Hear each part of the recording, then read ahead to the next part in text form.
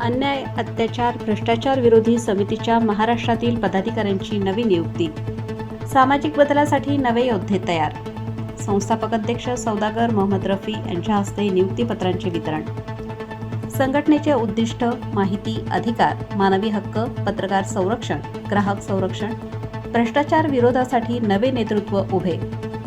अन्याय, अत्याचार, भ्रष्टाचार विरोधी समिती महाराष्ट्र राज्य या समितीमध्ये नांदेड येथील नागेश गुडलवार यांची नांदेड जिल्हा उपाध्यक्षपदी निवड, तर लातूर जिल्ह्यातील सांगवी घुगी येथील वाल्मिक सूर्यवंशी यांची लातूर जिल्हा उपाध्यक्षपदी निवड, तर बीड जिल्ह्यातील परळी येथील शेख मुकरम यांची मराठवाडा विभाग संपर्क प्रमुखपदी निवड, तर जालना येथील सर्जेराव भिसे यांची जालना जिल्हाध्यक्षपदी निवड, तर देगलूर येथील शेख इलियास यांची देगलूर तालुकाध्यक्षपदी निवड, तर शिरूर अनंतपाळ तालुक्यातील घुगी सांगवी येथील गोरोबा बिरादार यांची शिरूर अनंतपाळ तालुका उपाध्यक्षपदी निवड करण्यात आली.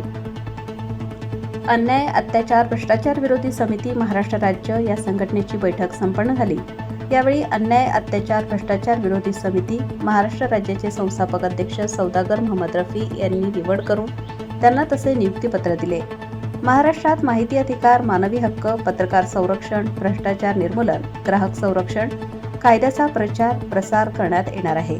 त्याचप्रमाणे नागरिकांना व शासकीय घटकांना माहिती अधिकाराचे प्रशिक्षण देण्यात येणार आहे. पत्रकार व माहिती अधिकार कार्यकर्त्यांवर होणारे खोटे गुन्हे व हल्ले याबाबत संघटितपणे लोकशाही व सनदशीर मार्गाने लढा दिला जाऊन कार्यकर्त्यांचे संघटन करून भ्रष्ट नोकरशाहीचा माहिती अधिकार कायद्याचा वापर करून पर्दाफाश करणार आहे. सामाजिक, शैक्षणिक, सांस्कृतिक, वैद्यकीय क्षेत्रात सरकारी कामात भ्रष्टाचार होत असल्यास त्याविरुद्ध तक्रार देऊन उपोषण व आंदोलन करू अशी माहिती संस्थापक अध्यक्ष सौदागर मोहम्मद रफी यांनी दिली.